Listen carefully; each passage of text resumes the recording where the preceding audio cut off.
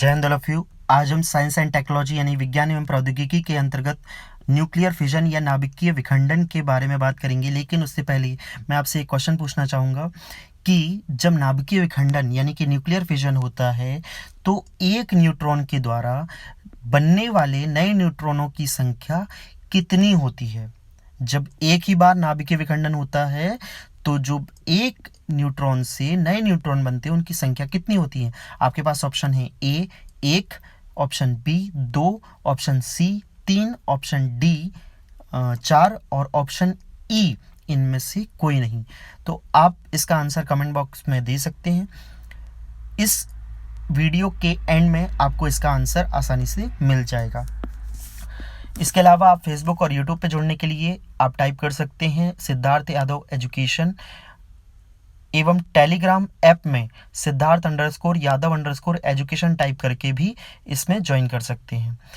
चलिए वीडियो की शुरुआत करते हैं। तो सबसे पहले तो हम बात कर लेते हैं नाभिकीय विखंडन या न्यूक्लियर फिजन के कुछ इंपॉर्टेंट फैक्ट्स कि जैसे कि नाभिकीय विखंडन या न्यूक्लियर फिजन की खोज किसने की थी। तो इसकी खोज की थी ऑटो हानसर ने, और ये ऑटो हानसर ने फ्रिट्ज स्ट्रेसमैन की सहायता से 1938 में नाभिकीय विखंडन यानी कि न्यूक्लियर फिजन की खोज की थी। इसी वजह से ऑटो हानसर को 1944 में रसायन विज्ञान यानी कि केमिस्ट्री का नोबेल पुरस्कार भी मिला था। ये बहुत इंपॉर्टेंट फैक्ट है कि 1944 का प्राइज 1945 में इन्हें दिया गया था। सो होपफुली ये फैक्ट क्लियर हो गया होगा आपको। अब बात कर लेते हैं कि जो इसकी सैद्धांतिक व्याख्या है वो किसने दिया था। तो ये दिया था लिसे मैटनर ने और ऑटो रॉबर्ट फ्रिश के द्वारा दिया गया था। कब दिया गया था? तो 1939 में। तो ये एक बात बहुत अच्छे से याद रखिएगा कि 1938 में नाभिकीय विखंडन यानी कि न्यूक्लियर फिजन की खोज हुई थी, और जबकि उसकी सैद्धांतिक व्याख्या दी गई थी 1939 में। किसके द्वारा? तो लिसे मैटनर और ऑटो रॉबर्ट फ्रिश के द्वारा। अब नाभिकीय विखंडन होता क्या है, तो एक डेफिनेशन पढ़ देता हूं, अब सुनिएगा इसे कि किसी बड़े नाभिक, कोई बड़ा नाभिक है का जब छोटे छोटे 2 या 2 से अधिक नाभिकों में टूट जाना क्या कहलाता है? नाभिकीय विखंडन कहलाता है। जब कितने भागों में? 2 या 2 से अधिक भागों में टूट जाना क्या कहलाता है? नाभिकीय विखंडन। इस प्रक्रिया में क्या होता है कि परमाणु, ये मान के चलो कोई परमाणु का एक नाभिक है, परमाणु का नाभिक 2 या 2 से अधिक नाभिकों में जब टूटता है, ये देखिए 2 या 2 से अधिक नाभिकों में टूट जाता है तो उसे क्या कहते हैं हम? नाभिकीय विखंडन। अब इस नाभिकीय विखंडन पर क्या रिलीज होता है? तो याद रखिएगा कि इसमें न्यूट्रॉन रिलीज होते हैं। क्या रिलीज होते हैं? तो न्यूट्रॉन। कभी कभी गामा फोटोन भी रिलीज होते हैं, ये भी बहुत इंपॉर्टेंट फैक्ट है। इस न्यूट्रॉन के रिलीज होने के साथ ही एनर्जी यानी कि एक ऊर्जा भी रिलीज होती है, यानी कि मुक्त होती है। और ये बहुत ही ज़्यादा इंपॉर्टेंट फैक्ट है कि जब न्यूक्लियर फिजन होता है तो न्यूट्रॉन तो मिलते ही हैं, साथ में एनर्जी भी यानी कि ऊर्जा भी रिलीज होती है। अब क्या है कि ये डेफिनेशन आसानी से याद रख सकती हैं अगर आप जानते होंगे नाभिक के बारे में। सो होपफुली आपने सभी ने स्कूलिंग में नाभिक यानी कि न्यूक्लियस के बारे में पढ़ा होगा। लेकिन मैं बात कर लेता हूं उन लोगों की कि जिन्होंने कभी नाभिक नहीं पढ़ा है या साइंस स्ट्रीम यानी कि विज्ञान शाखा से नहीं जुड़े हुए हैं, तो उनको मैं बता दूं कि इससे पहले भी, इस वीडियो से पहले भी मैंने एक वीडियो बनाया था कि परमाणु यानी कि एटम क्या है। इसमें मैंने बताया था कि जो परमाणु है यानी कि जो एटम है वो क्या होता है। तो हमारे इस ब्रह्मांड में जो भी कोई वस्तु आप देखते हो, चाहे वो आप लकड़ी देखते हो, चाहे वो आप पेन देखते हो, चाहे वो कोई भी वस्तु देखते हो, तो वो किसी न किसी अणु यानी कि मॉलिक्यूल से मिलकर बनी है। और ये अणु यानी कि जो मॉलिक्यूल है ये परमाणु, परम अणु से मिलके बनी है। और ये परमाणु किससे मिलके बना है? तो याद रखिएगा यानी कि जो एटम है वो किससे मिलके बना है? तो इलेक्ट्रॉन, प्रोटॉन और न्यूट्रॉन।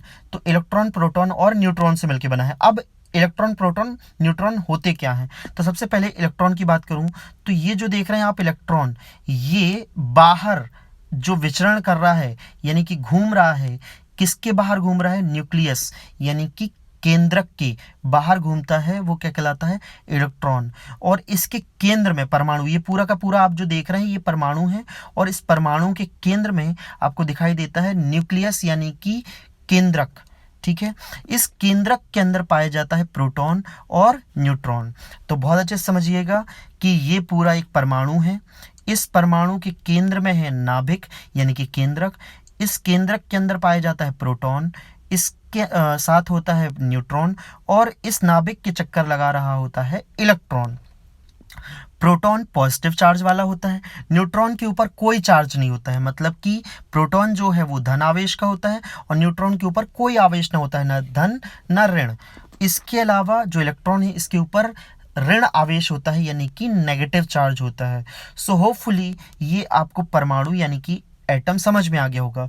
अब इस एटम कि किस पार्ट के बारे में बात कर रहे हैं हम, इसके में हम बात कर रहे हैं न्यूक्लियस यानी कि नाभिक के बारे में। और नाभिक के अंदर क्या है, तो नाभिक के अंदर है न्यूट्रॉन और प्रोटॉन। अब आपको ये डेफिनेशन बहुत अच्छे से समझ में आएगी कि जो ये नाभिक है वो कहाँ पर है। ये देखिए ये नाभिक है, ठीक है। तो इस नाभिक में जब हम न्यूट्रॉन को टकराते हैं तो ये दो पार्ट में डिवाइड होता है, या दो या दो से अधिक पार्ट में डिवाइड हो सकता है, और बाद में इससे न्यूट्रॉन रिलीज होते हैं, और न्यूट्रॉन रिलीज होने के साथ एनर्जी भी प्रोड्यूस होती है यानी कि ऊर्जा का भी उत्पादन होता है। तो अब आप समझ गए होंगे कि न्यूक्लियर फिजन यानी कि नाभिकीय विखंडन क्यों ज़रूरी है। अब एक एग्जाम्पल लेते हैं। एग्जाम्पल में हम लेंगे यूरेनियम।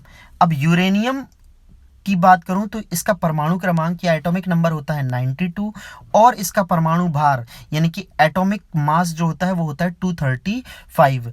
अब इसी यूरेनियम जो मैंने अभी बताया, यूरेनियम भी एक अणु से मिलकर बना होगा, कई सारे अणुओं से मिलकर बना होगा यानी कि मॉलिक्यूल्स से मिलकर बना होगा, और ये मॉलिक्यूल्स एटम यानी कि परमाणु से मिलकर बने होंगे, और परमाणु का बना होगा तो इसके अंदर क्या पाया जाता होगा, नाभिक। तो एग्जाम्पल के तौर पर U-235 हम लेते हैं एक नाभिक, और इसमें टकराते हैं हम एक न्यूट्रॉन को। जब ये न्यूट्रॉन इस नाभिक यूरेनियम के नाभिक से टकराता है तो जो नाभिक है वो दो पार्ट में यानी कि दो भागों में टूट जाता है, एक बेरियम और एक दूसरा क्रोमियम। ये बेरियम और ये क्रोमियम, ठीक है। अब इसी के साथ जो रिलीज होते हैं न्यूट्रॉन वो होते हैं 3। तो याद रखिएगा जब एक नाभिकीय विखंडन की प्रक्रिया होती है तो कितने न्यूट्रॉन रिलीज होते हैं, तो 3 न्यूट्रॉन रिलीज होते हैं। अब जो ये न्यूट्रॉन रिलीज हुए उसी के साथ रिलीज होती है, उसी के साथ मुक्त होती है ढेर सारी ऊर्जा, और ये ऊर्जा ही हमारी जो डेली लाइफ है उसमें उपयोग की जाती है। खैर, इसके अलावा अगर मैं बात करूं कि जो ये नाभिकीय विखंडन भी देखा आपने कि एक न्यूट्रॉन को जब एक नाभिक से, एक न्यूक्लियस से, जो यूरेनियम का न्यूक्लियस या नाभिक है उससे टकराया जाता है तो यह बेरियम और क्रोमियम में डिवाइड हो जाता है, और साथ ही इसमें न्यूट्रॉन रिलीज हो जाते हैं और साथ में एनर्जी प्रोड्यूस होती है।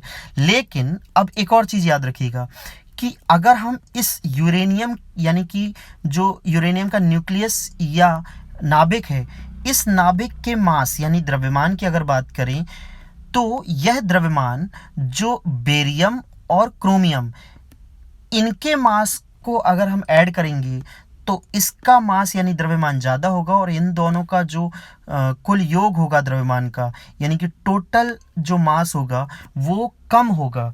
क्यों कम होगा? क्योंकि इसका कुछ हिस्सा इस एनर्जी यानी कि ऊर्जा के रूप में भी मुक्त हो चुका है।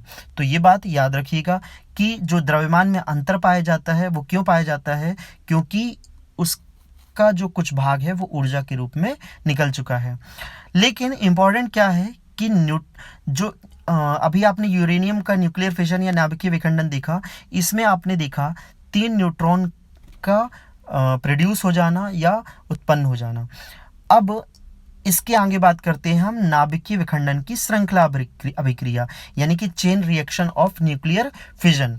देखिए अभी हमने जब न्यूट्रॉन को टकराया था यूरेनियम से तो 3 न्यूट्रॉन निकले थे। इन 3 न्यूट्रॉनों का फिर से अन्य नाभिकों से टकराकर कितने न्यूट्रॉन बनेंगे, तो देखिए 1 2 3, एक के द्वारा, फिर दूसरे न्यूट्रॉन के द्वारा फिर 1 2 3, और फिर तीसरे न्यूट्रॉन के द्वारा 1 2 3। तो एक यूरेनियम से टकराकर एक न्यूट्रॉन 3 और 3 से 9, और ये प्रक्रिया चलती ही चली जाएगी, और इसी को बोलते हैं हम chain reaction of nuclear fission, यानी कि नाभिकीय विखंडन की श्रृंखला अभिक्रिया। अब ये श्रृंखला अभिक्रिया दो पार्ट में डिवाइड की जाती है, एक नियंत्रित नाभिकीय विखंडन की श्रृंखला यानी कि controlled chain reaction of nuclear fission, और अनियंत्रित नाभिकीय विखंडन की श्रृंखला यानी कि uncontrolled chain reaction of nuclear fission. क्या है ये, वो समझते हैं। देखिए, पहले बात करते हैं नियंत्रित नाभिकीय विखंडन की श्रृंखला यानी कि controlled chain reaction of nuclear fission. इसमें हमने एक यूरेनियम में एक न्यूट्रॉन को जब टकराया तो कितने, 1 2 3 न्यूट्रॉन बने।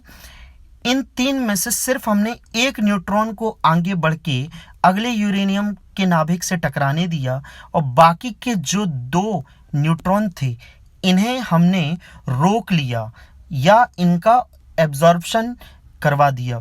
कैसे करवाया, तो इसके लिए हम कृत्रिम उपायों का उपयोग करते हैं। वो क्या होते हैं कृत्रिम उपाय, तो वो देखिएगा कि ये जो कृत्रिम उपाय हैं वो हैं मंदक यानी कि मॉडरेटर, मतलब कि वे पदार्थ जिनका उपयोग तेज गतिशील न्यूट्रॉनों की गति को कम करने के लिए किया जाता है। देखिए, ये जो देख रहे हैं आप, ये जो न्यूट्रॉन हैं इनकी गति बहुत तेज है, और ये इनसे टकराकर, इन नाभिकों से टकराकर और जो न्यूट्रॉन हैं उनकी संख्या बढ़ाएंगे। लेकिन जो मंदक होता है, मॉडरेटर होता है, वो उनकी गति को क्या कर देता है, धीमा। अब ये मंदक न्यूट्रॉनों को एब्जॉर्व कर लेते हैं और इन्हें आगे बढ़ने नहीं देते हैं। तो इससे जो न्यूक्लियर फिजन की चेन है यानी कि जो नाभिकीय विखंडन की श्रृंखला अभिक्रिया है उसे हम कंट्रोल या नियंत्रित कर सकते हैं। अब ये मंदक क्या होते हैं, ये जो आप मंदक बार बार सुन रहे हैं क्या होते हैं, तो ये याद रखिएगा, जो मंदक हैं ये ग्रेफाइट के कैडमियम की छड़ या भारी पानी का उपयोग किसके रूप में किया जाता है, मंदक की। और ये जो छड़ें होती हैं न्यूट्रॉनों को क्या कर लेती हैं, अवशोषित कर लेती हैं। वहीं जो भारी जल है इसे सबसे अच्छा मंदक या मॉडरेटर माना जाता है। सो होपफुली समझ में आया होगा कि जो नियंत्रित नाभिकीय विखंडन की श्रृंखला है यानी कि जो नाभिकीय विखंडन को हम कंट्रोल कर लेते हैं वो किसकी वजह से कर लेते हैं, तो मंदक यानी कि मॉडरेटर की वजह से। और ये मंदक या मॉडरेटर कौन होते हैं, तो ग्रेफाइट या कैडमियम की छड़, इसके अलावा भारी जल। और सबसे अच्छा मंदक कौन सा होता है, अगर आपसे पूछा जाए तो कौन सा होता है, भारी जल, ठीक है, हैवी वाटर। और अब इसके उपयोग की बात करूं तो देखिए, ये जो आप अभी देख रहे थे कि नियंत्रित नाभिकीय विखंडन की श्रृंखला है, इसका उपयोग किस में किया जाता है, तो इसका उपयोग विद्युत ऊर्जा यानी कि इलेक्ट्रिसिटी प्रोडक्शन, इलेक्ट्रिसिटी की जो एनर्जी है उसके प्रोडक्शन के लिए इसका उपयोग किया जाता है। तो ये जो आप प्लांट देख रहे हैं एक न्यूक्लियर पावर प्लांट है, इसी के द्वारा बिजली का यानी कि इलेक्ट्रिसिटी का प्रोडक्शन किया जाता है। तो ये एक तरीके से हमारे लिए वरदान है। लेकिन जो अनियंत्रित नाभिकीय विखंडन की श्रृंखला यानी कि uncontrolled chain reaction of nuclear fission होता है, ये हमारे लिए कहीं ना कहीं एक अभिशाप की तरह भी है। क्यों, देखिए अभी मैंने बताया था कि जब एक न्यूट्रॉन एक न्यूक्लियर जो न्यूक्लियाई है यानी कि ये नाभिक है उससे टकराता है तो 3 यहाँ पर क्या बनते हैं, न्यूट्रॉन, और इस वजह से ये बढ़ते चले जाते हैं। और जितने ज़्यादा न्यूट्रॉन यहाँ पर बनेंगे उतनी ज़्यादा एनर्जी प्रोड्यूस होगी, और एनर्जी को यहाँ पर कंट्रोल नहीं किया जा सकेगा। इसी वजह से ये हमारे लिए, जो मैंने अभी बोला, कि एक अभिशाप की तरह है। इसी वजह से इसका उपयोग परमाणु बम बनाने में किया जाता है, न्यूक्लियर बॉम्ब। और न्यूक्लियर बॉम्ब की अगर मैं बात करता हूँ तो 6 अगस्त एंड 9 अगस्त जो हिरोशिमा और नागासाकी के ऊपर 1945 में 1945 में बम गिराए गए थे, वो परमाणु बम ही हैं जो इसी नाभिकीय विखंडन यानी कि न्यूक्लियर फिजन की देन थी। सो होपफुली आज का ये लेक्चर समझ में आया हो। ये एक एक फैक्ट आप नोट कर सकते हैं और इन्हें फ्यूचर एग्ज़ाम के लिए अपने पास तैयार कर सकते हैं। आज के लिए इतना ही। जय हिंद, जय भारत।